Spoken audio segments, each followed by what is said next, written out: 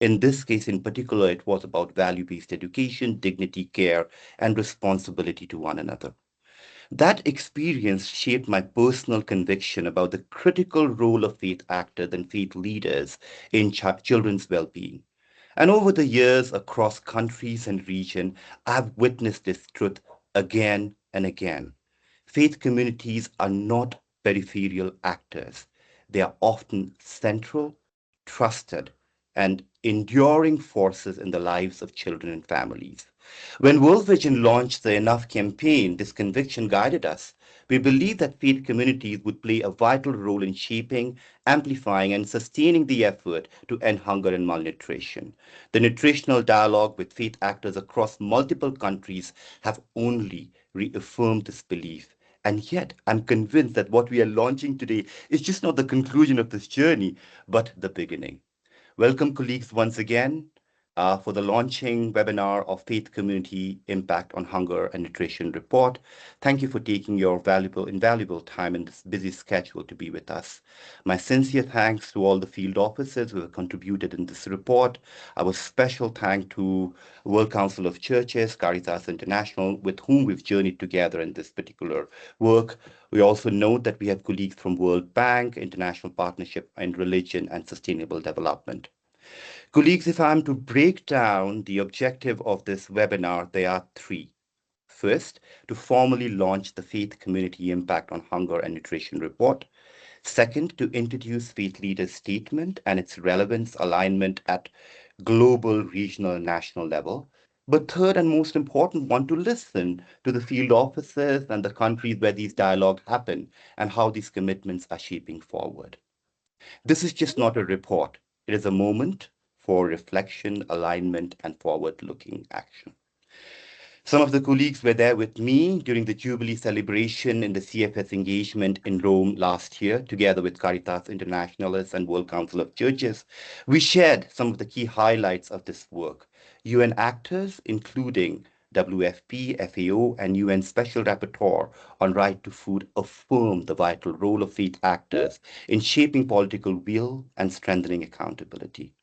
There was a strong consensus that community-rooted evidence must inform global decision making, not just sit alongside.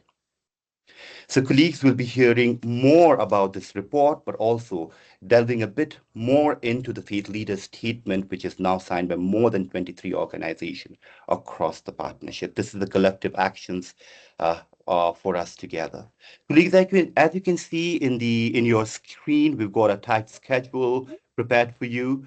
We'll be having an interactive session with our leader, Dana and Kai. I'll be introducing them shortly. Then we'll be hearing from our colleagues from World Vision Philippines, Rwanda, and DRC. We will be just trying to go a bit detail into the faith, the report itself on faith-based nutrition dialogue. We'll be also talking a bit more and reflecting on the faith leader statement. How do we utilize that with some question and answers and a concluding prayer from our leaders as well. With this, colleagues, let me invite you to an interactive session with our leaders rather than them making an opening statement. I'm pleased and humbled to have our partnership leader, Dana Bustisha, the partnership leader for advocacy and external engagement at World Vision International, who brings over 2 decades of experience driving systemic changes for World Vision's most vulnerable children. Her journey from social work in Romania and a global leadership is remarkable, but which comes from a deep commitment to child rights, protection, and meaningful children's participation. We have Kai Hunter's partnership lead for faith and development at World Vision International. He leads the global engagement on faith and development, working closely with faith leaders and institutions worldwide. His work focuses on strengthening value-driven, locally rooted responses to poverty and humanitarian need and integrating the faith perspective into World Vision's advocacy and programming work. Dana and Kai, so nice to see you once again. Welcome. And my first question to both of you is, over the past month, we have seen how faith leaders and communities across region, across countries participated in this nutrition dialogue. And as we launch this collective work together through this report, what does this mean? What does this moment matter? Why does it matter? And what does it represent to you from your own perspective? Maybe Dana, you want to go first, and then I'll come to Kai. Thank you so much, Dipesh. And let me take this opportunity to say hello to everybody who is with us online and colleagues who will hopefully hear the recording later on. What we are doing today is foundational work. Let me start there because I believe that in everything we are doing, we need to be extremely honest and recognize that the impact for children matters at the level of communities and families where they live. That is where all our work, every conversation, every intervention, if it's to be successful, that is where we are seeing the impact. So absolutely, Dipesh, this moment matters. It matters because the faith dialogues were never about collecting data. It's never about that. It's really about that honest and authentic message that we need to listen every day about the lived experiences of the people, about the hunger, about the dignity that we need to guarantee for every child and adult we're working with. And ultimately, it's about the responsibility. And what we heard consistently in these dialogues is that hunger is not an abstract construct. It's really a daily reality for the children and for the families. We are called to serve. And I'm saying that in all humility. We are called to serve. So the launch of this report really marks such a big shift because I believe it brings those authentic voices together into something that is a shared body of evidence that we all need to listen to carefully. And it's an evidence that is calling for urgency and coordination. It calls for moral clarity in how we respond in a world that is not listening to the voices of those who are hungry as we used to see it for decades already. Let me stop there. Thank you, Dana. What do you think, Kai? Over to you. Yeah, so thank you, Dipesh, and very nice meeting all of you in this call, and so warm welcome from my side too. I think what Dana already stressed, this report gives us authentic voices, and from a faith perspective, I think there is one very powerful insight because across faith traditions, across regions and countries, I think it is very, very obvious that faith leaders spoke with deep concern about this topic, about families struggling to feed their children in communities that it is beyond their capacity. And these are not isolated stories. So it is a theme which we have found, I think, across the world, unfortunately. And they reveal a shared conviction that hunger and malnutrition are preventable, I would say, and that allowing them to persist reflects actually a failure of a collective responsibility. Thank you. Thank you so much, Kai. Then another question to you. As advocates, we often work with government, system, policymakers. But from an advocacy perspective, why are faith communities such a critical actors in the fight against hunger and malnutrition?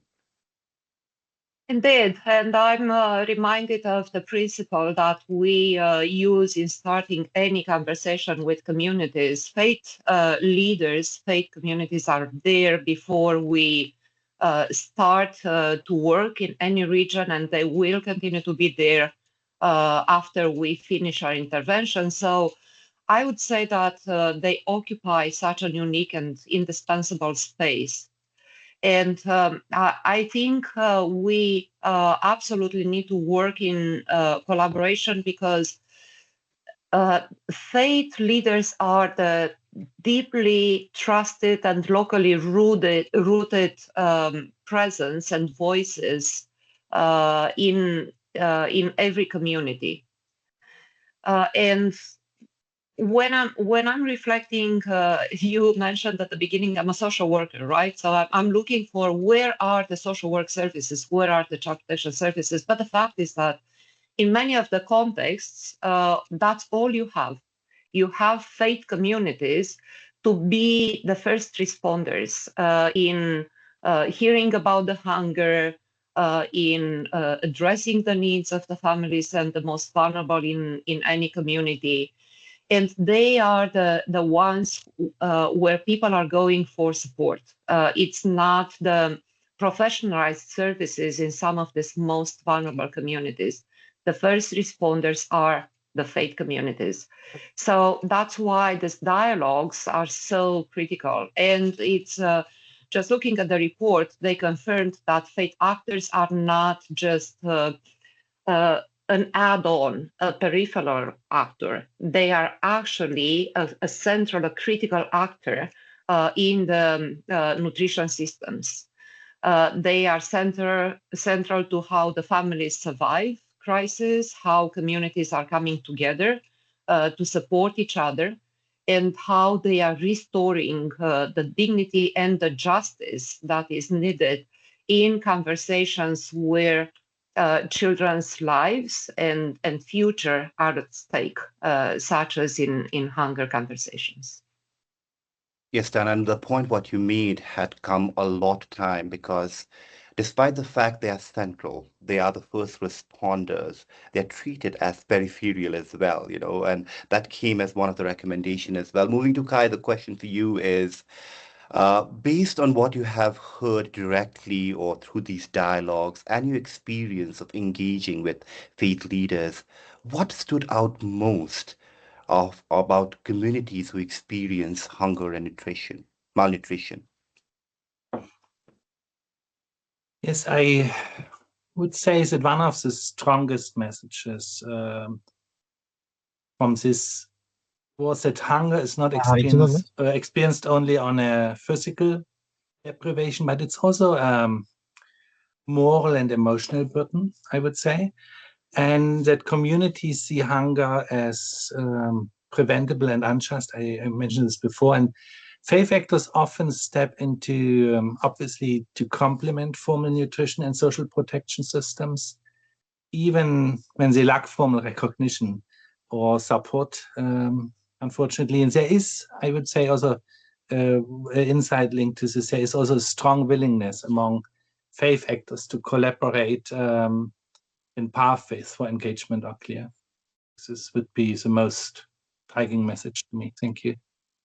Thank you, Kai. Those are important ones, and ones when people will go through the report have also emerged as some of the strong recommendation coming up.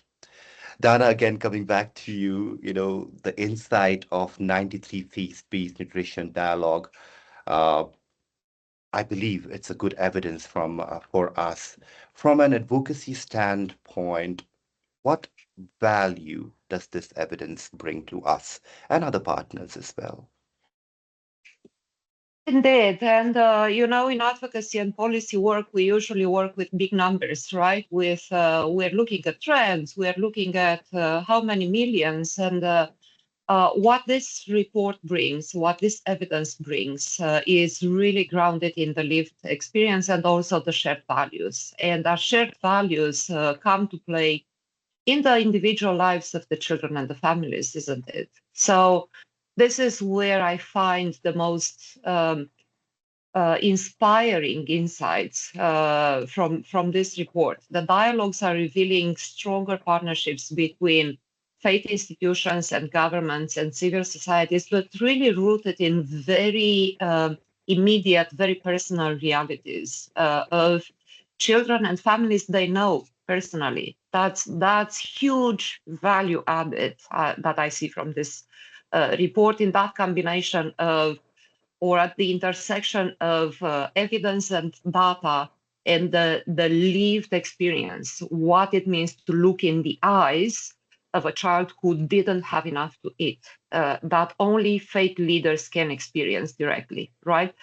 So that is why, as advocates, we need to look at this type of evidence. We need to increase the recognition of hunger and as a justice and accountability issue. We are accountable to every single child and every single family. We have to remember that. And our concrete commitments and the commitments of the faith leaders to influence policies and budgets and service delivery come from that recognition of what it means for us at our most deep values, as human beings, as brothers and sisters in faith. So this kind of evidence makes advocacy more credible, more humane, and it's becoming harder to ignore. Well said, Dana. And we look forward to seeing that even through this report, and we will be hearing to the field officers as well. Faith leaders can go along with us to the government to advocate for some issues as well, isn't it? And coming to that, Kai, my question to you is, can you share how faith actors are already translating values into action at community level? Thank you, Deepesh. I think it's an important question. As you just already indicate, actually, faith actors are already deeply, deeply engaged. They identify and refer malnourished children, support families with food care and counseling, and influence behaviors related to nutrition, caregiving, and overall to child well-being. These actions are driven by values of stewardship, compassion, and justice. And, as just mentioned, these dialogues already take place all over the world. But I think I would add to this, it's quite often happening in a very quietly and often without formal integration into the national systems. Thank you. And to the last point, Kai, that you made, and I think Dana, you were also sharing that these are just not dialogue, these are happening on daily basis. So if you could build up, the same question for both of you is, the listening does not stop towards that, how can we move towards collective actions alongside the faith leaders, faith actors as well? I will start because it's actually been inspiring to see how the nutrition dialogues were shaping the political commitments that we have seen back in the Nutrition for Growth Summit. And these dialogues were such a critical component of that. We have seen time and time again how such dialogues, when they are built on values and authenticity and honesty, they really shape local authorities' commitments and engagement. They shape advocacy and policy conversations. Ultimately, they shape budgets and how those budgets are being allocated in a way that is more just and equitable for the children we are called to serve as World Vision. And the faith statement that you are talking about today introduces or reinforces that shift. It translated faith values into a shared responsibility and collective advocacy.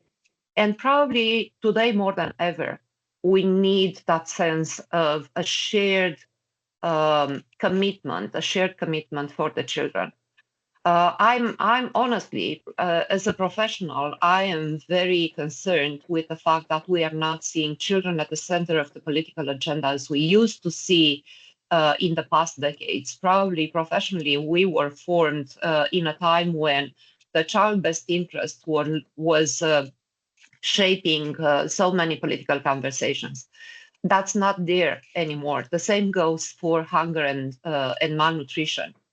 So that is why this faith leader statement is so critical, so pivotal in the work that we need to do across faith communities, bringing the value-based conversations back at the center of the public conversations that we're having. Yeah, exactly, Dana. Maybe I would add that, the statement reflects obviously a journey from listening to shared commitment and then to coordinated action. And it actually provides us a unifying framework that faith actors across context can use to engage more strategically and particularly also collectively. Thank you, Kaitana. And we are running out of time, but this would be a last question. I would really want to ask a lot of more questions, but we have other exciting sessions too. So as we conclude this wrap up, I would love to hear any key messages that you would like to give to us, the participants, as a key takeaway from the report and this session. First, Dana, and then I'll to Kai. Yeah. Yeah, I'm so grateful. I'm so grateful for this event that you organized, and especially grateful for the work of so many colleagues around the world who worked on organizing these dialogues with the faith leaders. I want to conclude by saying that the nutrition justice cannot be achieved just by governments or institutions. Because it is collective. It does require partnerships that are rooted in trust, are rooted in values, are rooted in shared responsibility and are shared humanity as well. And faith communities in this report, in the dialogues, they spoken very clearly. Our responsibility right now is to ensure that their voices, because of the authenticity that I spoke about, because of their lived experience, they need to shape the decisions and to influence the systems moving forward. I do believe that we are at a juncture in the development and humanitarian work. And the more we can base the future and the conversation on these deep faith values that we share, I do believe that the future for the children can be more promising. Thank you so much, Dipesh, for this first session. Yeah, I would echo Dana's point on gratefulness for all the work which is going on in this context around the world. A final thought from my side, I think nutrition justice is ultimately about dignity. It's about care and accountability to the children. And when faith voices are heard in this context, respected and integrated into systems, they become much more powerful in transforming nutrition outcomes so that no child goes hungry. And as we say in World Vision, that people can experience life in all its fullness. So thank you, Dipesh, for organizing this. Thank you so much, Kai. Thank you so much, Dana. And I hope you'll be staying with us. We have another session coming up.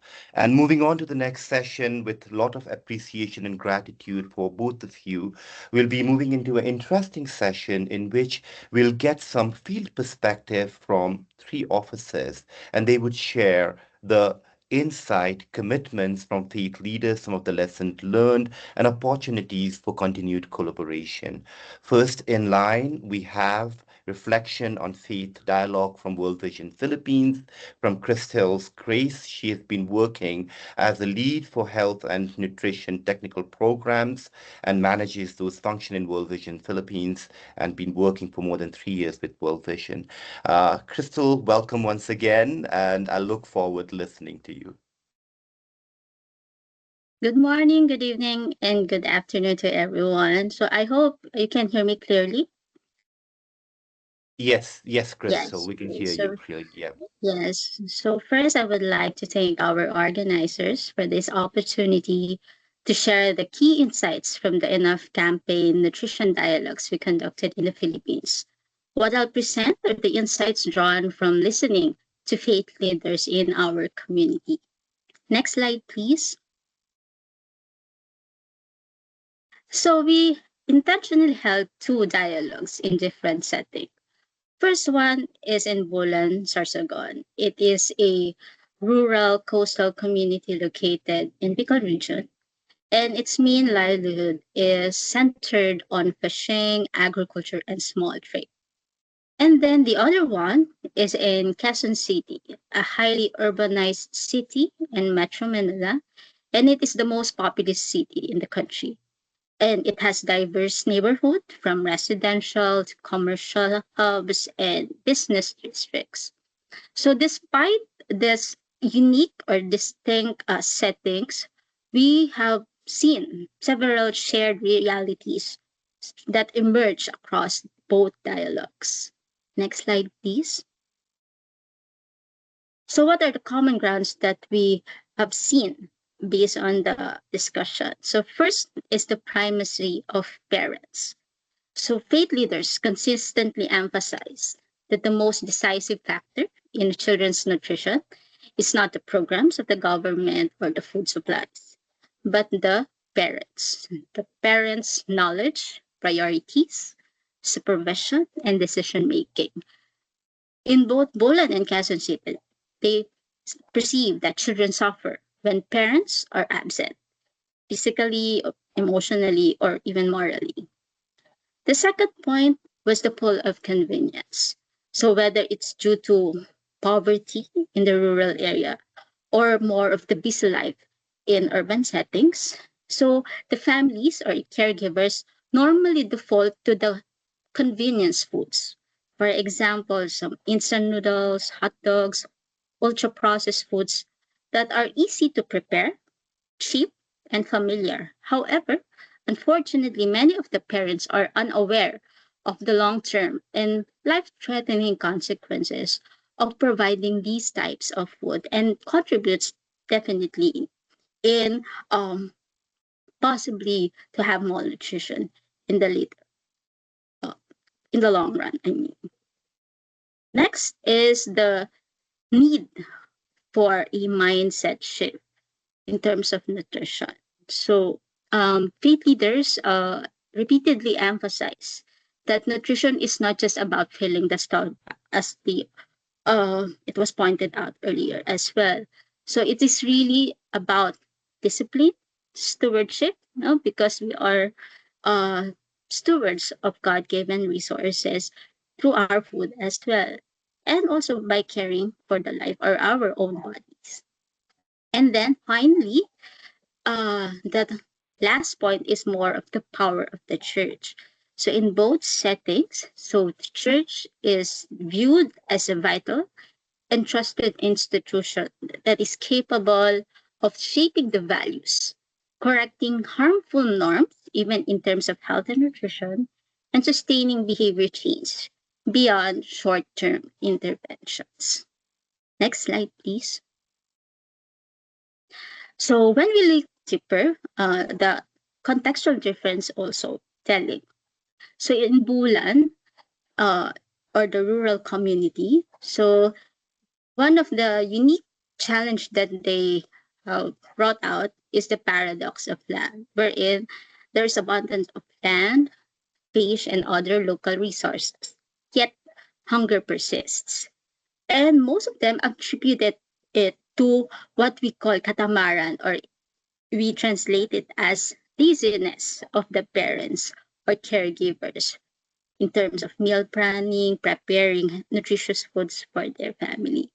So it also highlights the weak stewardship, as well as some of the social issues that are pressing also in the area, such as gambling and drinking, wherein these divert money away from the food that can be provided to their children. So even children also are reported to work just to help feed their family. And another issue is the local resource management. Since this is an agricultural community, there is an oversupply of a kind or a type of fish called laulau. And these oversupplies is just put to waste instead of being preserved or processed to be provided as meals or additional source of energy for the children. And then lastly, there is also a point raised in terms of the rising cases of teenage pregnancy, which is it has a direct relationship to infant malnutrition, because if the parent is not biologically prepared or physiologically prepared to have a child, then we can expect that the child would be malnourished also. And then let's proceed to the urban context. So in contrast, Quezon City reflects more of the pressure of the urban survival because it's more of a cash economy. All food items has to be bought. So because of the economy, the rising prices, people resort to convenience and cheaper food items rather than looking at the healthier options. And admittedly, in the Philippines, healthier foods cost much higher as compared to the ultra processed unhealthy foods.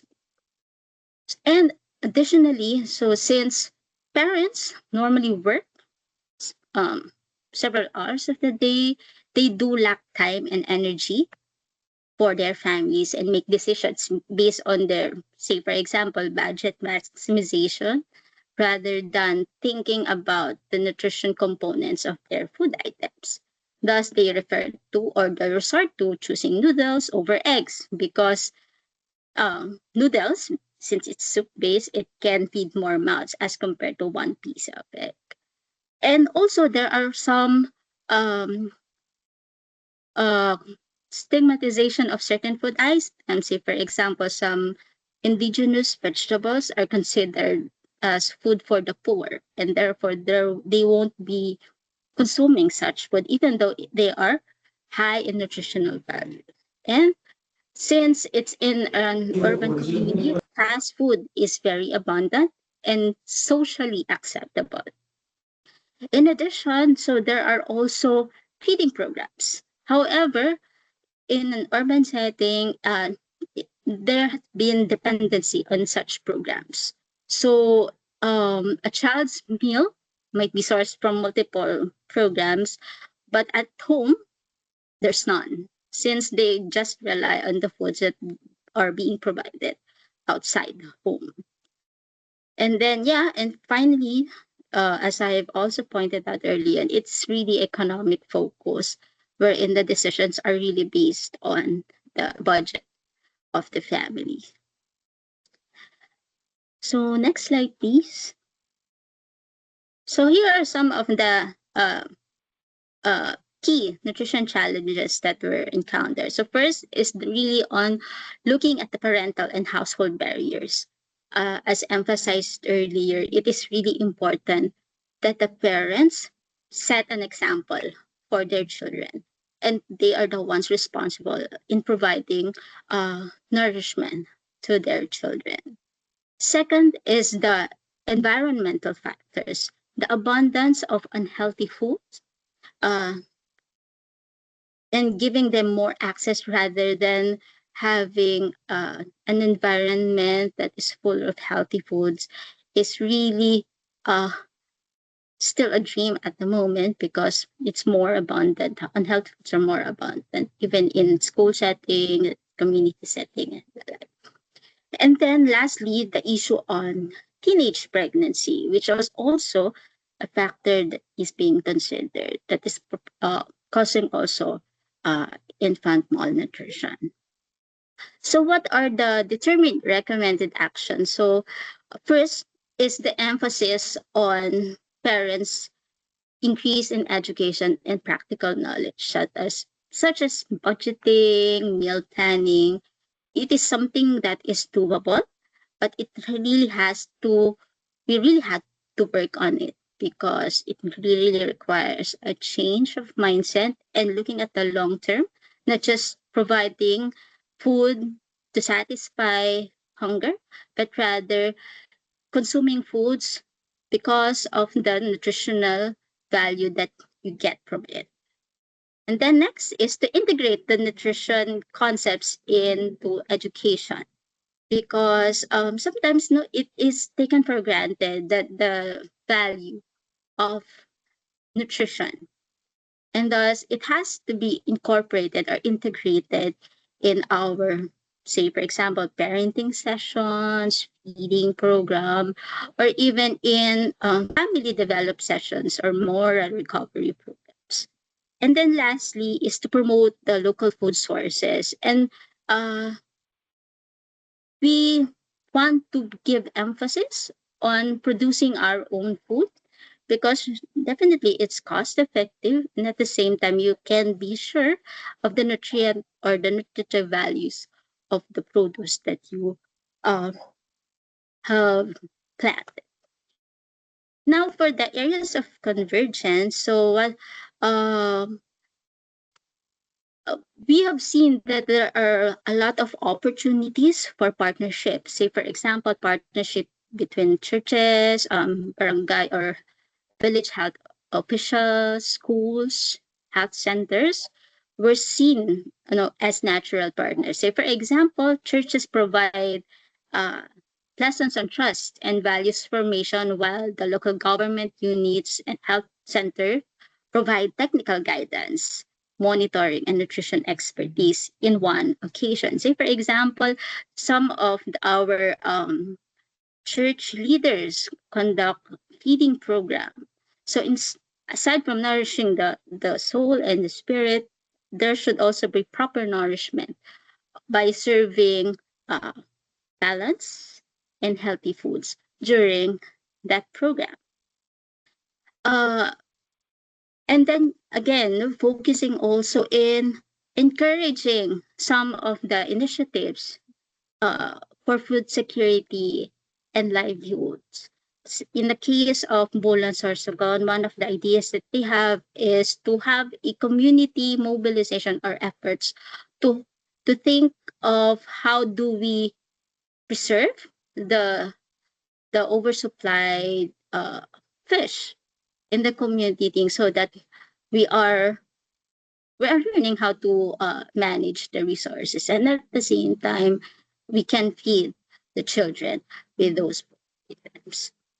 So for in closing note, these dialogues help us uh, realize that malnutrition is not just a technical problem.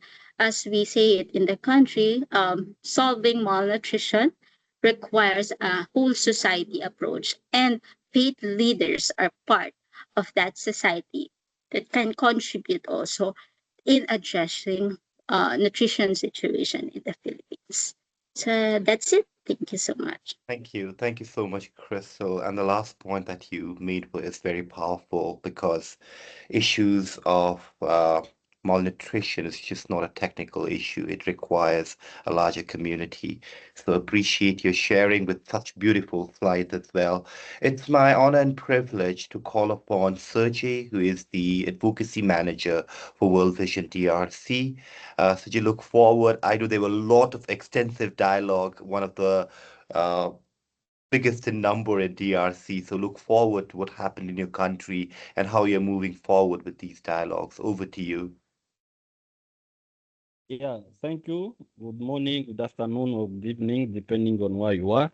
Uh, Thank you, Dipesh, and thank you, Edith, for this opportunity to give us to also share what came out of the nutrition dialogues that targeted faith leaders in the DRC. For those who don't know DRC, because it's an acronym, it is Democratic Republic of Congo, the biggest country in the center of Africa.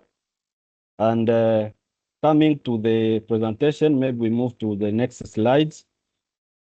Yeah, I will talk about four main points. There I will talk about the overview of the faith-based nutrition dialogues, the key findings in different contexts, the solutions proposed by religious leaders, but also the implications and call to action.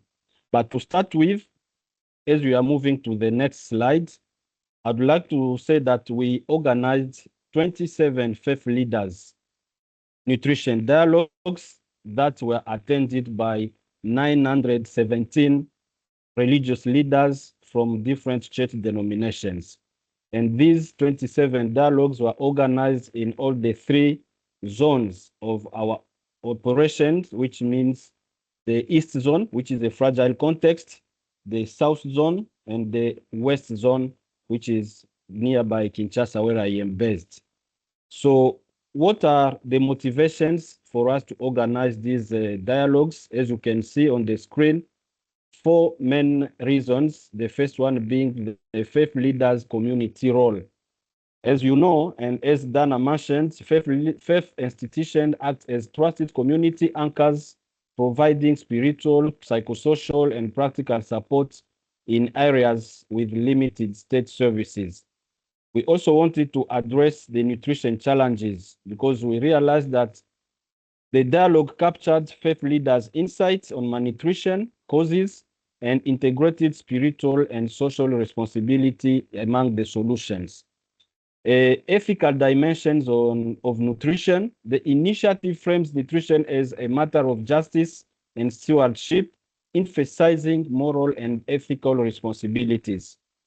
We also wanted to mobilize for systemic change because faith leaders leverage their influence to mobilize communities, advocate for systemic change, and to strengthen resilience against hunger. Next slide. Yeah, why the dialogues matter? Four reasons again. Next slide, please.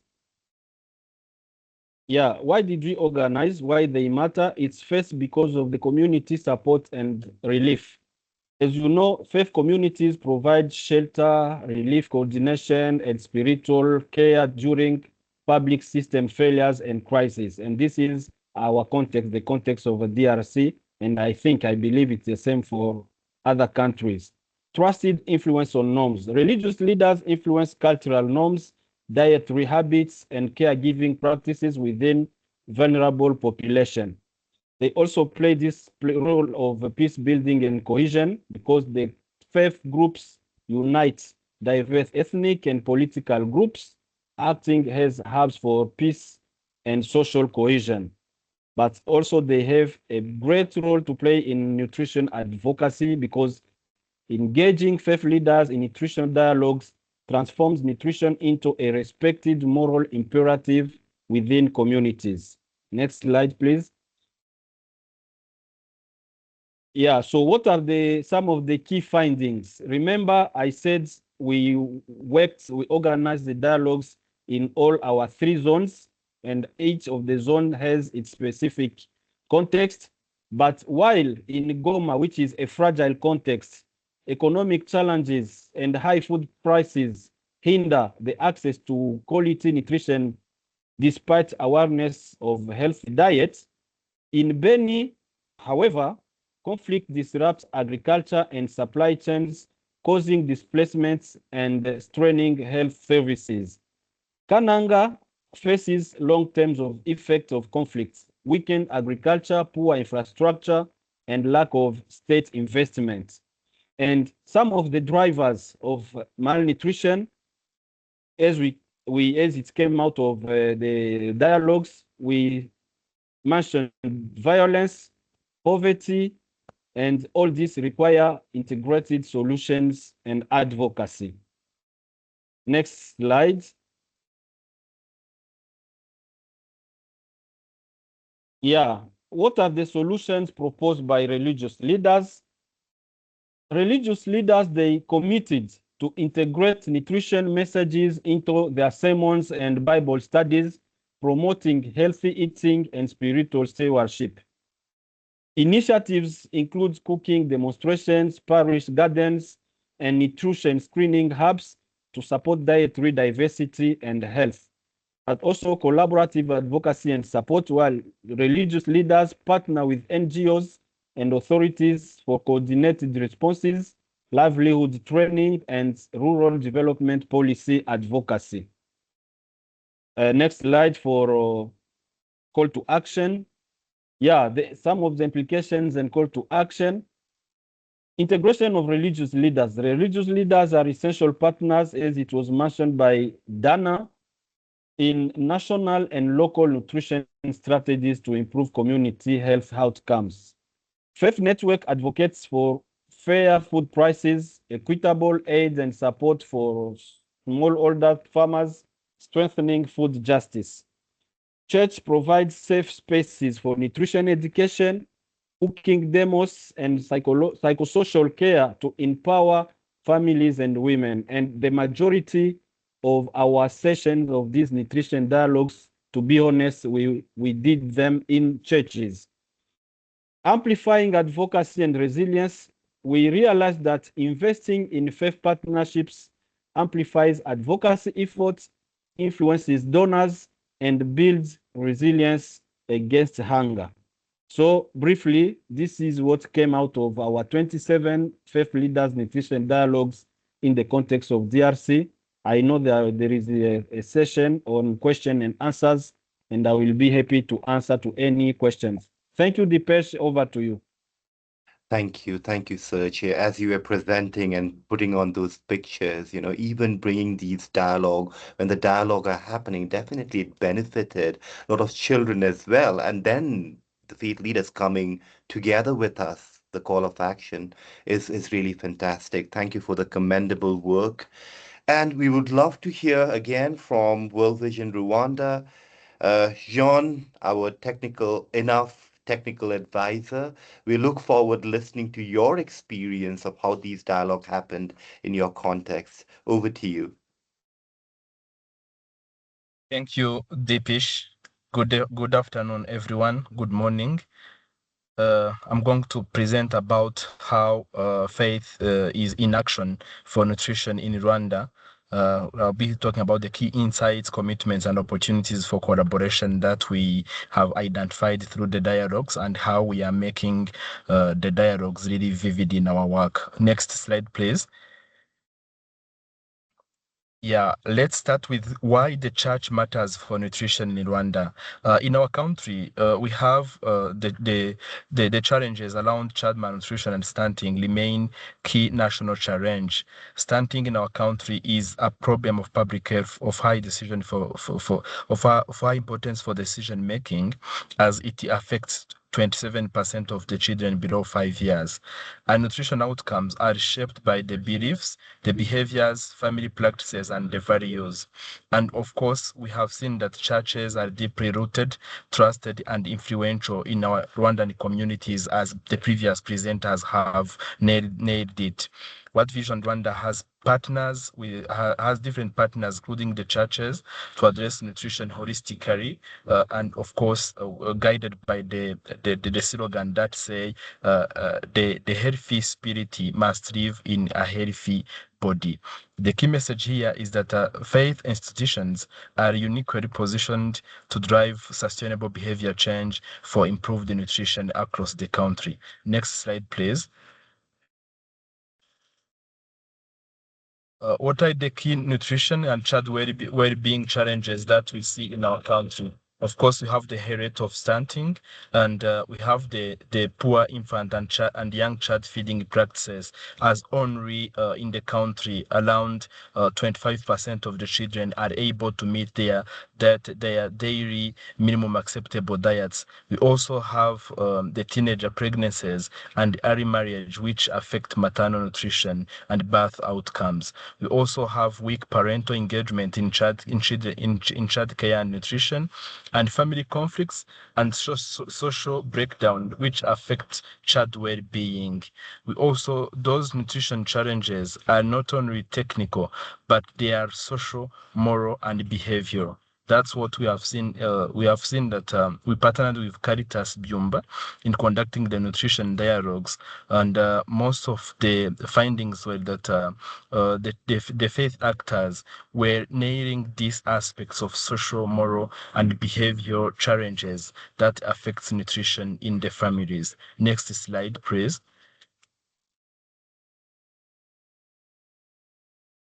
What is the role of the church in promoting nutrition in our country? Number one, faith leaders are seen as the change agents. Why? Because in the recent population census, we have seen that most of the population in our country reported to have more trust in faith leaders than even the local leaders. That's why we see them as opinion leaders who can change the communities around proper maternal, infant, and young child nutrition.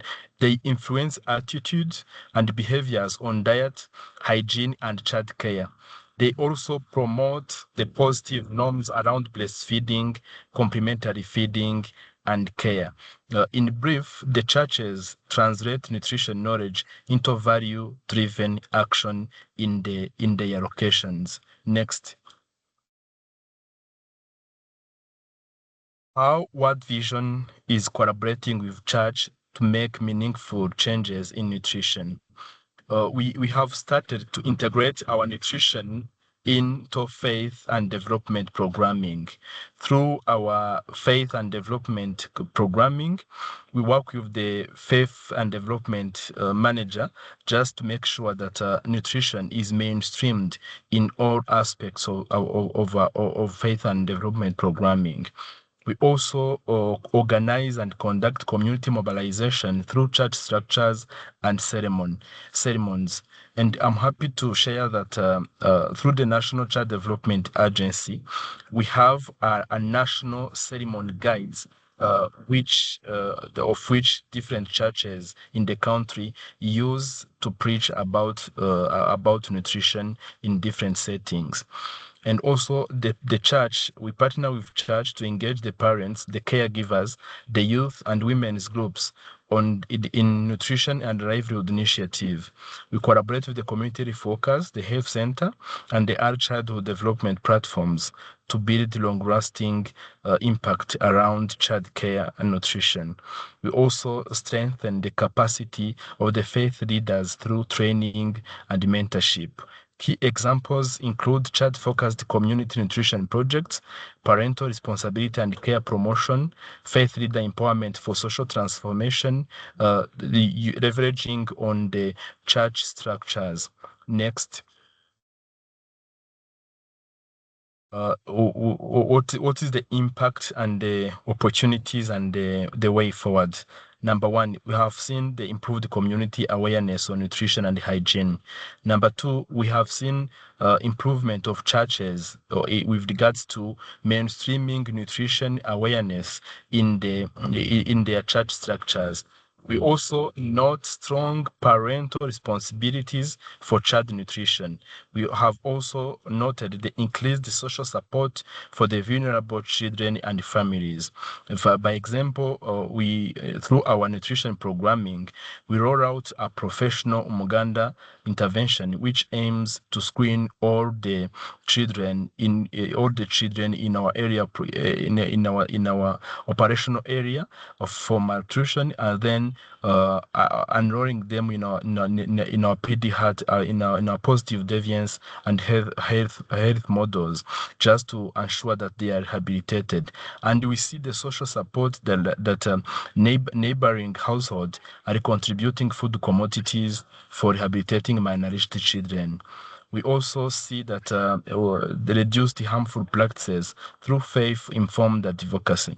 The way forward is that we are aiming at scaling up the faith nutrition integration under the Enough campaign. We also want to strengthen the advocacy by faith leaders and deepen collaboration between the churches, the government, and the partners to create such a big coalition for advocacy and impact for the communities. We also aim to invest in faith-led behavior change for lasting nutrition outcomes. Ending malnutrition in Rwanda requires both science and faith to work together for impact and sustainability. Next. I thank you very much. And if there is anyone having a question, I'm okay to respond. Sean, thank you so much for a fantastic contribution, and also the faith dialogue were done in collaboration with Caritas International as well. So it's a good joint partnership, and it's very clear in terms of way forward that you have articulated. Wish you best, and we look forward learning more. With this, colleagues, 93 faith-based dialogue, 20 countries, 7,697 participants. We've tried to do a consolidation of this report and thus the launch. And I would like to invite my colleague Edith, who will be providing an overview of the report, key finding, emerging themes, and critical insight gathered from faith leaders and communities. Over to you, and I'm sure, Edith, you're so happy to witness this occasion because you've been instrumental in shaping and bringing this report together. So appreciate that effort and looking forward to listen to you. Thank you. Thank you so much, Dipesh. And great work to all the 20 field offices, 20 countries who participated in this report. And maybe we'll go to the next slide. Thank you. So we were able in 2025, in partnership with World Council of Churches and Caritas Internationalis, conduct 93 faith-based nutrition dialogues across 20 countries in 6 regions, which was West Africa, East Africa, Southern Africa, East Asia, and South Asia Pacific. These dialogues really captured the lived community experiences of hunger and malnutrition among 7,697 participants. And this is really a show of number of the participants who are able to give us their feedback when it comes to issues regarding hunger and malnutrition on a faith-based lens. And we do not take this for granted because this nutrition dialogues are really a part of the Nutrition Dialogues Initiative that is a global process which is designed to gather communities' perspectives on hunger and malnutrition and channel those insights into policy and practice. And currently, there are more than 400 dialogues that have been highlighted in the Nutrition Dialogue portal. And I'll encourage you all to go and see the portal and learn more about all those dialogues. Over to the next slide. So what was something that was really articulated as we went through these dialogues was that hunger is a moral crisis, and participants really described nutrition as a violation of human dignity, justice, and our collective responsibility. Christians, Muslims, Buddhists, and indigenous and interfaith participants really drew their respective traditions to articulate common ethical values on care, dignity, justice, compassion, and the protection of life. So why does the moral framing matters? It matters because in 2 ways. It's the root causes of malnutrition, and it's the responsibility to respond. So we saw that hunger is not only a development failure, but also a moral failure, and it's the moral lens for driving long-term change, shaping norms, and influencing policy. Next slide. We looked at what are the structural drivers of malnutrition, which we were able to highlight in the report. One was issues regarding poverty, rising food prices, and unstable incomes. We saw that when incomes are unstable and food prices, then nutritious-rich options really become inaccessible. When we looked at climate shocks and environmental degradation, we saw that climate stress compounds existing vulnerabilities, really pushing already fragile households deeper into food insecurity and malnutrition. When we looked at weak or overstretched public services, we saw that limited access to healthcare, nutrition services, and social protection contains early prevention and early prevention and referrals. So as a result, vulnerable families often fall through these gaps between community support and formal services. So these drivers do not really operate in isolation, but they really intersect and reinforce one another. And we really need to see we will now see the role of the faith actors. Next slide. We saw that as we have been informed, even with the field offices and the field office perspective, we saw that faith actors are really the frontline providers. that they're the trusted community anchors. They really shape the norms and behaviors through teaching and the counseling. They are the frontline providers and the first responders, especially in the fragile context. They're the ones who really deliver the food assistance. They're the volunteers. They're the ones who support the home gardens. We've seen that from DRC, from Rwanda. And when you read the report, you will be able to see the different quotes that you will see from the ground and from the community, where they're saying that the faith actors are really the frontline providers.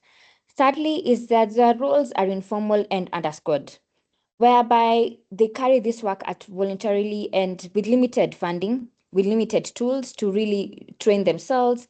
And we really need to formalize institutional this support and formalize their recognition and integrate into the policy and advocacy work that we are doing. Next slide, please. What is our recommendation? Our first recommendation is systems integration.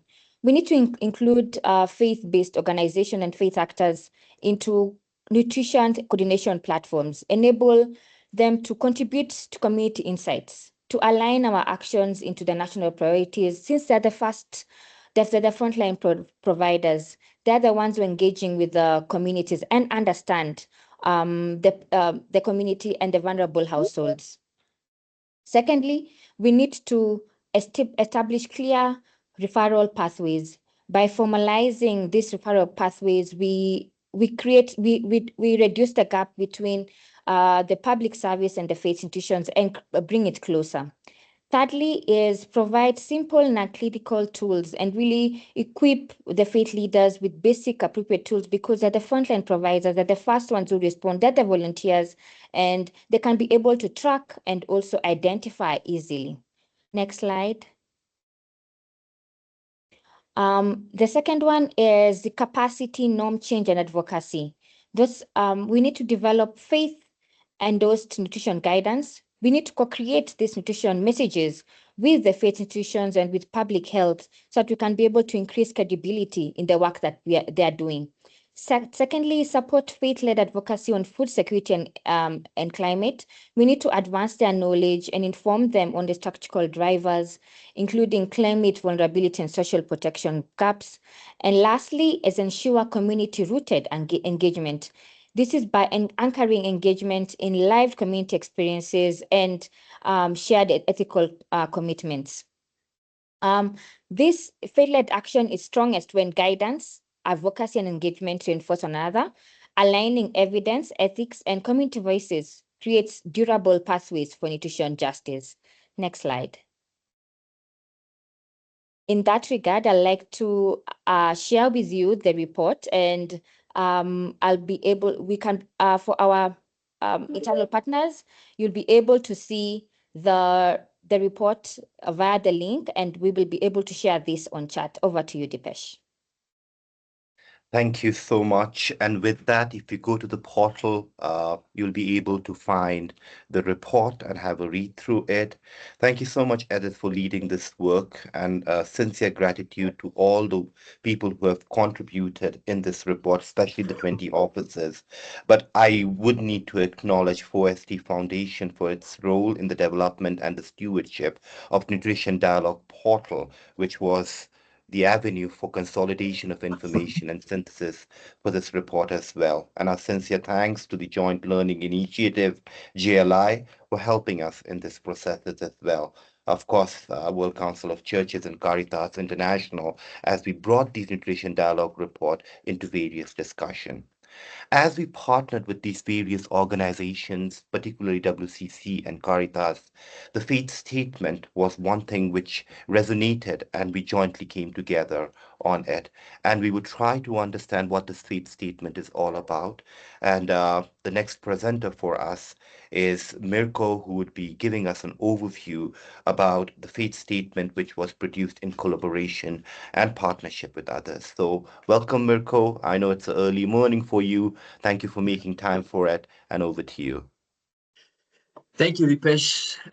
Good morning, good afternoon, good evening to everyone. Greetings from the 4,000 meters above the sea level here in La Paz, Bolivia, in South America.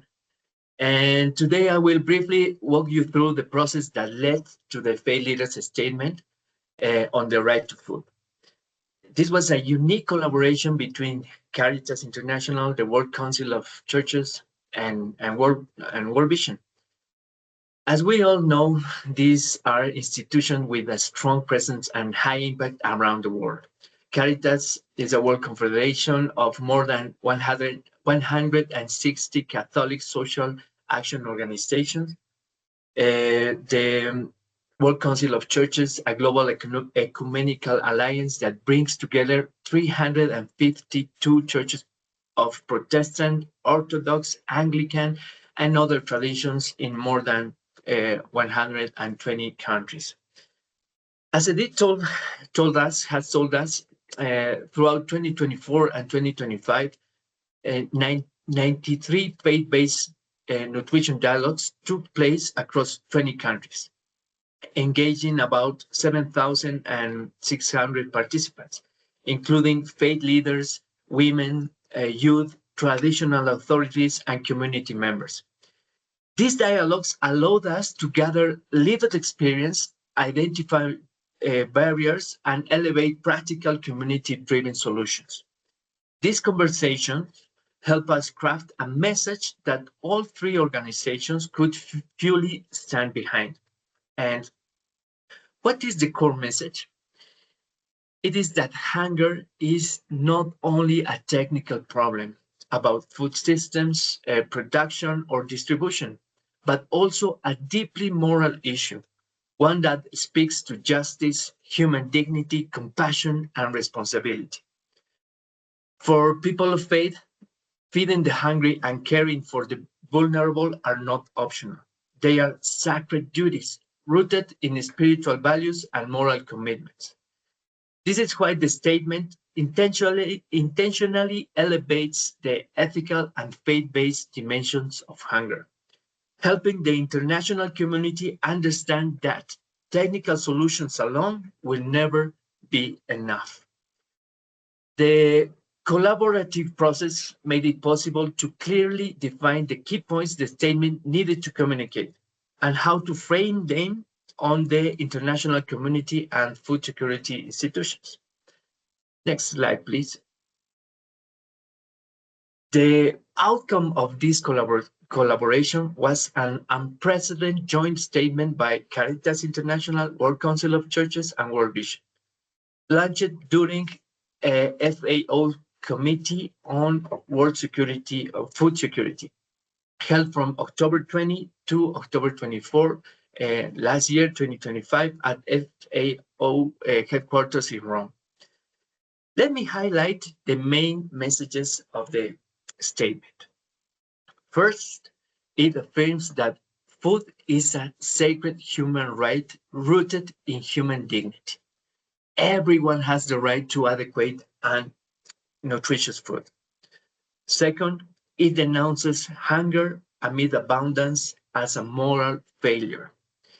Even though the world produces enough food, 673 million people still face chronic hunger, and 150.2 million children suffer stunting. This contradiction is a profound ethical crisis. Third, it recognized that faith communities play a critical role in addressing hunger. As we know, they are moral voices, service providers, trusted actors, and advocates for justice. Fourth, it issues a call to united and systemic action.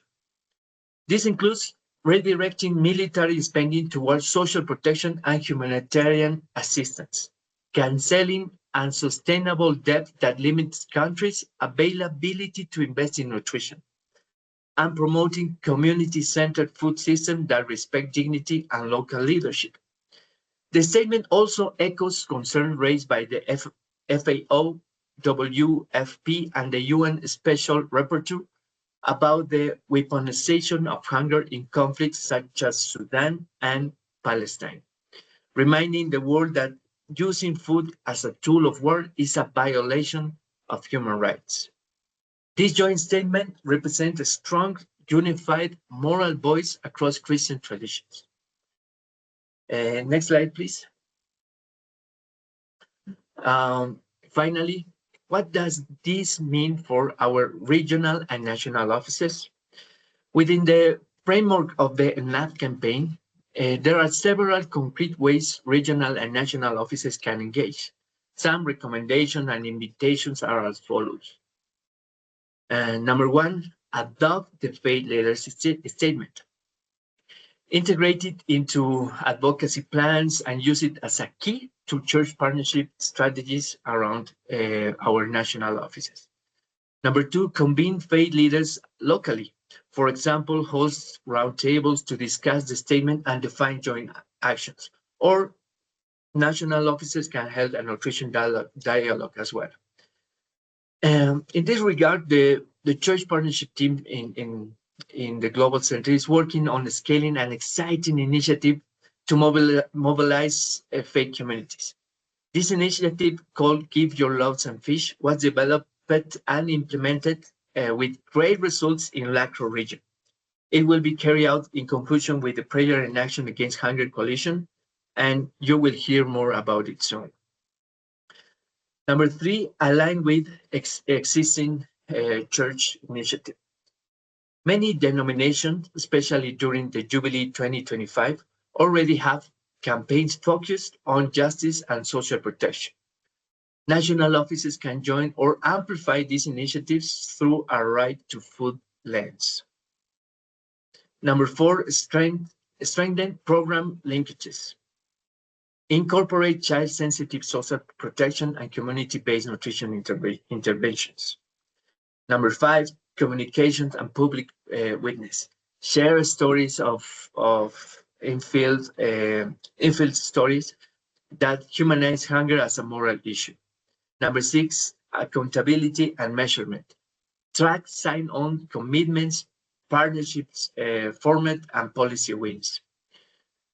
In summary, the faith leader statement is more than a document. It is a moral code, a unifying message across Christian traditions, and a practical tool to elevate community voices and strengthen partnerships and to drive systemic change that honors the dignity of every child. As we move into 2026 and beyond, our collaboration with faith leaders will remain essential to advancing nutrition, justice, and the right to food. Thank you very much. Thank you so much, Mirko. As you were presenting it, I was smiling because our colleagues from WCC, Caritas Internationals, and us, we were there in terms of crafting the statement. And it did not come easy, actually. It went through a lot of iteration, revision, but good to see it alive now and how it will be used. Colleague, before I invite our colleagues from World Council of Churches and from Caritas International, I encourage, if you have any questions, comments, do keep it in the chat so that we'll be able to take it if we have time. If not, we'll be sending it as part of the recording to those who have participated as well. So, colleague, it is my pleasure to present the next part, an exciting one. To hear the voices which were echoing in the CFS and the Caritas office from our colleague Dinesh in Musamba. Dinesh is the program executive of Ecumenical Water Network and Land and Water and Food Advocacy at World Council of Churches in Geneva since 2012. And Mirko, you made my life easy because you gave the whole backdrop of WCC, so I would not touch that. At Musumba, we met, we walked together, we had this fantastic experience of developing this faith statement as well. As you know, Musamba is leading the work of Caritas International, the global confederation, particularly with respect to the whole aspect to promote human dignity, justice, and solidarity based in Rome. And she is the senior advocacy officer. So welcome. Musamba, I would come to you to first share your experience. How has it been thus far, this journey in terms of using the faith statement?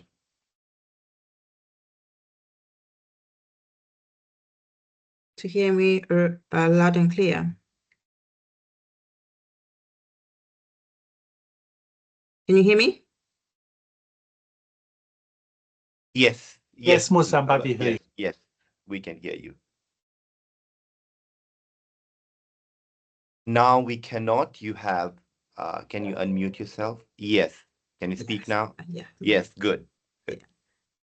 Thank you so much, and a lovely good afternoon, good morning, and good evening, depending on where you're joining us from.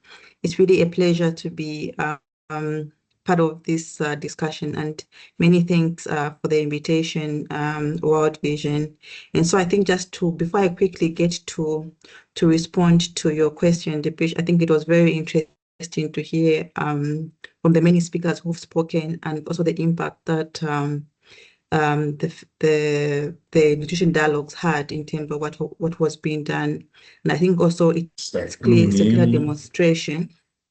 It's a clear demonstration of the impact of the faith group on the ground. And then maybe directly in terms of going out to respond to your question, and also just maybe commenting on the fact that I think what is also worth pointing out is the fact that as faith actors, we are rooted in local communities. And so this is something that we can leverage on in terms of being able to bring out the lived experiences that can be able to influence the global action on nutrition and food systems. And going back to the statement that we had released in October, which I think still leaves a mark during the time of the CFS. I think one of the things that I want to point is firstly around the opportunities for collaborative advocacy that it has presented. So firstly around amplifying the local voices at global platforms, as we saw at the CFS. So the fact that as faith actors, we can build community experience with policy dialogue. And one of the most powerful opportunities for faith actors lies in amplifying the local voices within the global policy space. And as faith communities who are working alongside families facing hunger, malnutrition, and climate shocks, and also at the same time as faith-based networks who have further reach when it comes to the wider community perspective. And so bridging this role is where our collective advocacy becomes especially impactful. And the example is, of course, the collective launch of the first statement during the CFS. And so speaking with one voice and across faith traditions and regions really transformed individual experiences, so more individual organization experiences into a shared moral and political message. It was a moment to demonstrate that faith actors are not only service providers, but were credible policy interlocutors capable of shaping narratives on food, nutrition, and the rights of those who are facing food insecurity. And I think also just similarly, the conversation with the UNF Special Rapporteur on the right to food, who was one of the key participants during the launch, also created an important space to connect grassroots experience with human rights accountability mechanisms. And the exchanges then reinforced the right to food. So we reinforce that the right to food is not abstract, but merely a lived daily experience in communities, and how faith actors are uniquely positioned to testify both the violations and solutions of those who are heavily affected. And so also overall, the UN forums such as the CFS, FAO dialogues, and human rights mechanisms matter because they remain among the few global spaces where, as faith voices, we can be heard alongside the governments, as long as we use the spaces strategically. So with that said, I think the launch of the statement has been an opportunity before us to continue engaging in these platforms together, not as isolated voices, but as coordinated faith-based actors, ensuring that global nutrition policies are shaped by ethical commitments, the local realities, and the voices of those most affected. Maybe I could end there. Thank you, Ms. Namba. Some very important point, the importance of collective voice, and the emphasis with respect to really how faith leaders shape narrative is also important, isn't it? And appreciate your collaboration. And I do believe it's just the startup of our work, this collaborative journey. We are yet to reach the destination where we would want a hunger-free society, communities. Dinesh, how are you, my friend? And would love to gather your experience thus far with respect to faith statement and others that you would like to contribute. Okay, well, thank you so much, Dipesh, and so good to see you and, of course, Musamba and Miro and so many others whom I thought I worked more with World Vision and Caritas colleagues last year than the World Council of Churches, because so many meetings that we have had in last year that in the run up to this wonderful statement that we were able to launch during the Food Month in October. And so thanks again to the World Vision for inviting both Musamba and me to the World Vision family, which of course we consider as a family. And so many enthusiastic, over 100 of World Vision colleagues are here. I could see that. So thank you so much. Yeah. And oops, sorry, there's a call. Okay.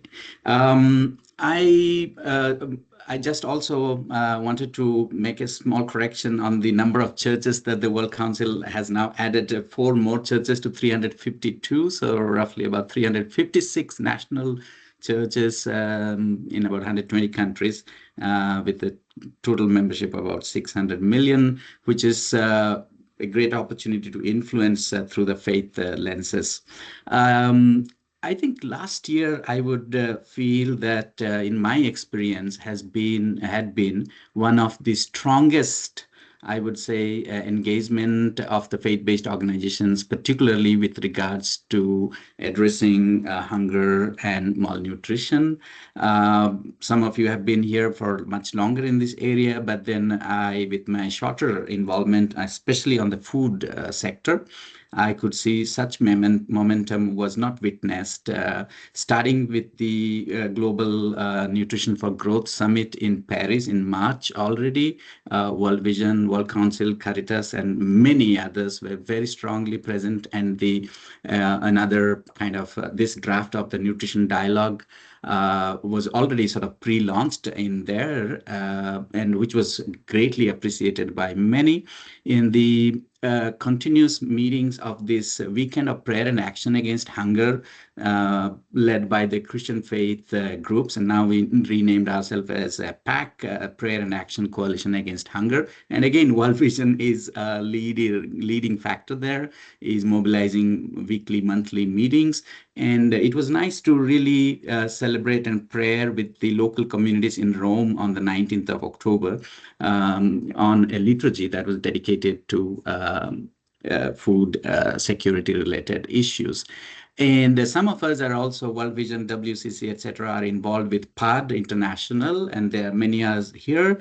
And that also led to PAD identifying a flagship project on food security, which also is underway in Colombia, Indonesia, and also in Nigeria.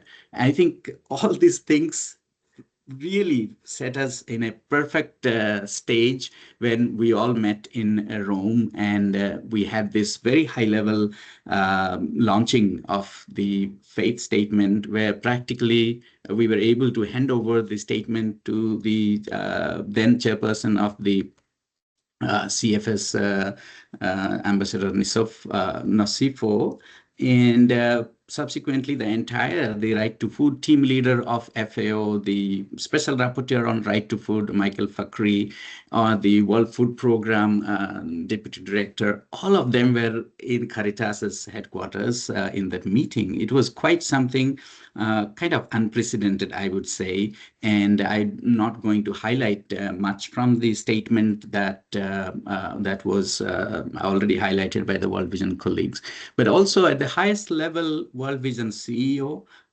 the CEO of Caritas, and from the WCC all owned this process, and they sent their video messages or in-person representations, which also shows the institutional commitment. And I think one very important aspect of the statement was also to address this misplaced priority, where 2023 witnessed some $2.7 trillion expenses on spending on global military. And with what's happening today, we could only expect that this figure to grow even much higher, whereas these very war and conflicts are pushing children, especially, to starvation.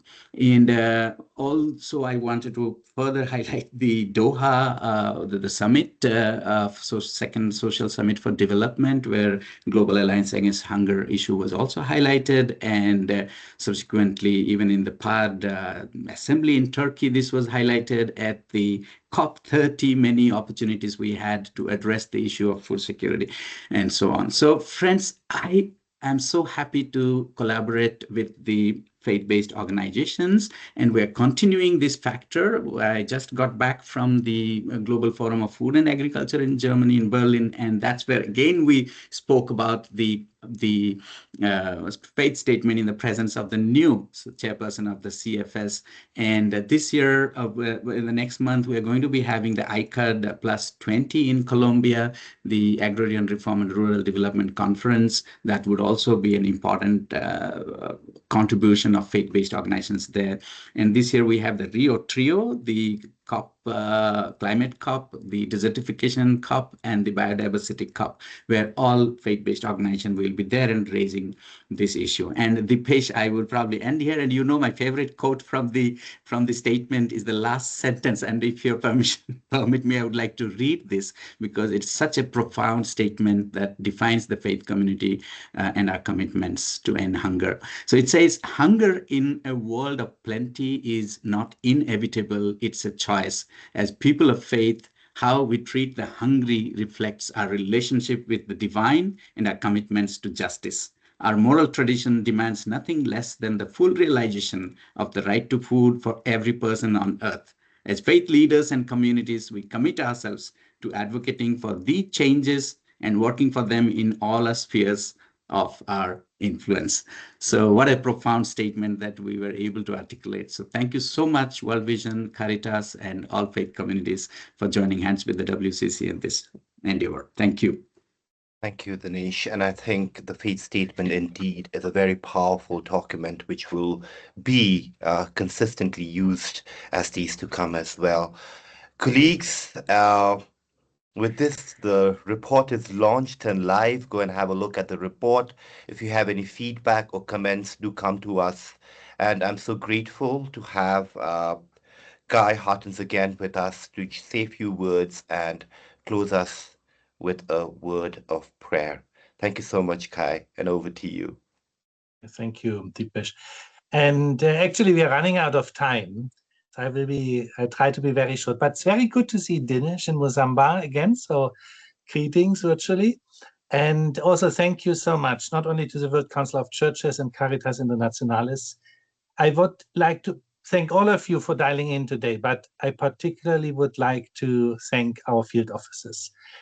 As Dinesh mentioned, it was huge work, and I'm very grateful. But I think without the field officers, we wouldn't be there where we are today. And we heard reports from various countries where the circumstances to operate and to partner with faith players is more than demanding. So thank you so much, everyone. And wishing you a good afternoon or evening or good day. And let me close in a very short word of prayer. Father, we just come to you full of gratefulness, grateful for this call, grateful for our collaboration with Caritas Internationalis and the World Council of Churches, and so many contributions from the field offices, from all in this call. We thank you even that we had good connectivity and could do this today, and that you have provided all to come to this point. And our prayer is pretty simple, that you are the one who is using this work to move it to the next level, that more and more children and their families can experience life in its fullness, also by having sufficient food. So thank you so much, and we lift this to you, and I pray you are the one carries now us all involved in the field offices, particularly in the communities, doing the needed and further continuing with nutrition dialogues and do all the needed. And I pray finally for open hearts at leadership level and countries and nations and regions, that they open their hearts for the needs of the children. In Jesus' precious name I pray. Amen. Amen. Thank you so much, colleagues. Have a good evening, good day. Bye-bye. Blessings. Bye. Bye. Bye-bye.